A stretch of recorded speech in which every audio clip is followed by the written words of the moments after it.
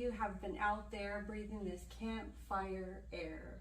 It is thick. It looks like fog. So I just wanted to come on and teach you guys how to make a really wonderful infusion so that you can support your lungs during this time and get this gunk out of there. So I've got two different ways that you can make this infusion, and a lot of these herbs that I'm going to talk to you about today, they actually are found in your local environment, in the Midwest, that is. So I'm going to actually make one with dry herbs because you might have dry herbs on hand, and then I'll make also a fresh infusion.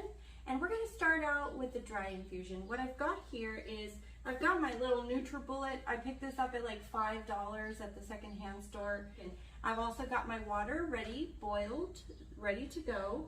And then I've got some mason jars, one for my fresh infusion, one for my dry. I picked some herbs from my garden, and then I've also got my dry herbs here. So we're going to start out with the dry herb infusion. And first of all, what the hell is an infusion? Well, an infusion is different from a tea. An infusion actually is steeped a whole lot longer. And the reason for that is that the longer steep allows more of the medicinal constituents to be extracted into the water. So if you're going to make something that's going to be potent for your lungs, you might as well make an infusion instead of a tea. With a tea, you're not really getting that great extraction. So we're going to start off with this dry herb infusion, and what I've got here today, I've got some Monarda fistulosa. This is something that I dried last year from my yard. Monarda is going to be a diaphoretic. It's going to open things up. It's also a mild expectorant, and it's a little bit anti-inflammatory, so that's going to help there. I've also got some nettles, and these are also dried from my yard. The nettles, what they do is the green nettle leaves are going to dampen that histamic response of like, oh, something's in there, let's go crazy and snot up the place, right? So we want to dampen that response. And then we've got mullein leaf. Mullein leaf is a wonderfully healing herb for the lungs. It's going to moisten your lung, but it's also going to expectorate, and it's going to be an anti-inflammatory as well. It's super healing to the lungs. If you have only one herb, this is the one that I would suggest that you start drinking today. It's probably in your garden, it's probably in your yard or somewhere nearby. Then I've also got linden, and linden is a really great, gentle, it's pretty gentle for most people, and it's going to reduce the inflammation as well, and it supports your lungs. It's mildly expectorant.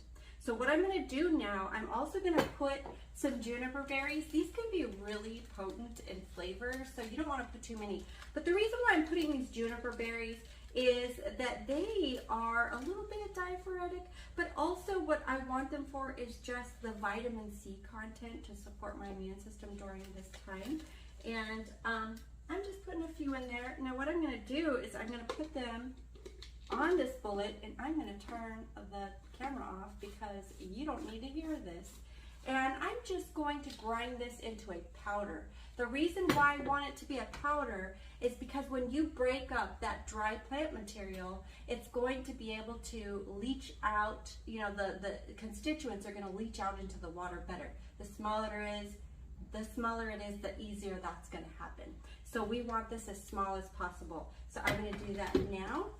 So now I've got my powder, and it's pretty fluffy. There's a lot in there. But all that I need for a quart jar, there are 4 cups in here, right? So I'm going to use 1 teaspoon per cup of water, and I'm making a quart, so I'm going to use 4 teaspoons in this quart. And this is folk medicine. If you don't have exact measurements, it's kind of around there. That's totally fine.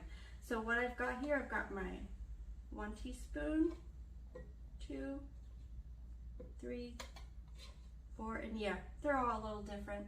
It doesn't matter. I'm not going to fuck anything up that way. These are really mild herbs, and they're not really going to harm you if you, have a little too much in there. Very much in there. It doesn't look like it, but they're powdered, so. And then what I'm going to do is I'm just going to pour my boiling water in there. You're going to fill it up, and then you're going to cap it. You're going to cap it just like that. And then what you're gonna do, you're gonna leave that on the counter until it cools down a little. Then you're gonna put it in the refrigerator.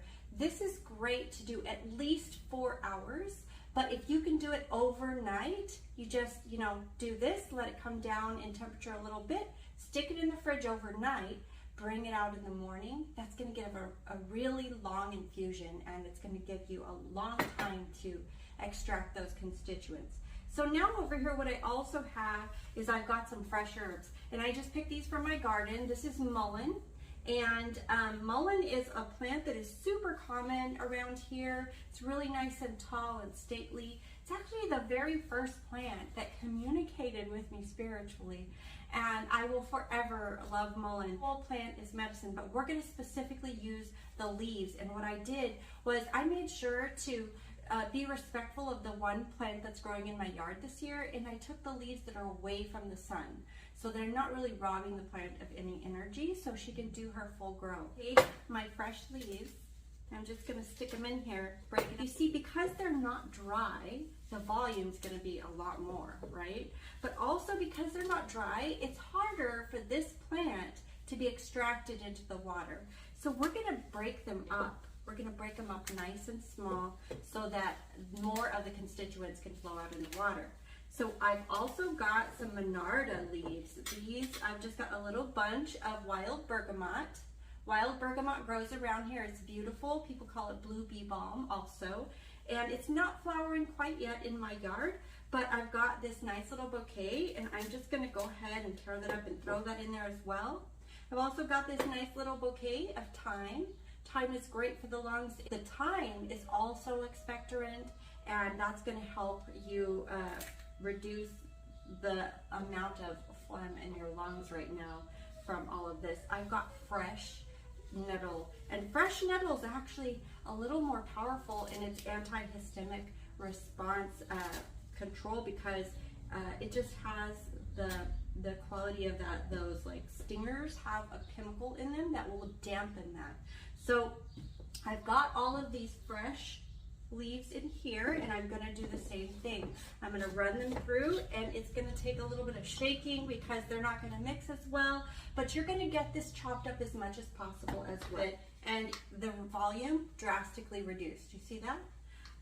I've chopped them as fine as possible. Now, if you don't have a blender, you can certainly chop them up with a knife. You want to mince them, because that is going to allow, like I said, the more constituents to flow into your mix.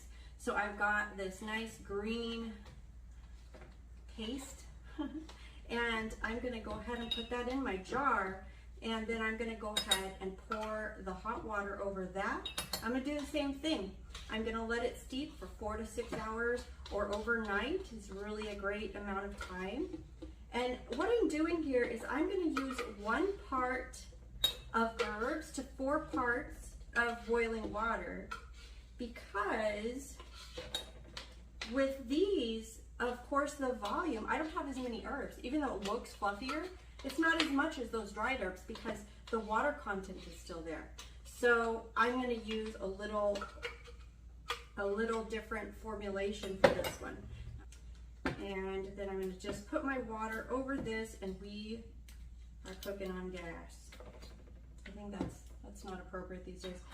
Are we phasing out our gas stoves? I don't know. Anyhow, so we've got our hot water, and I've got about 1 cup here. This is about 1 cup, and we're going to put 3 cups of hot water. So that's 1 part to 3 parts.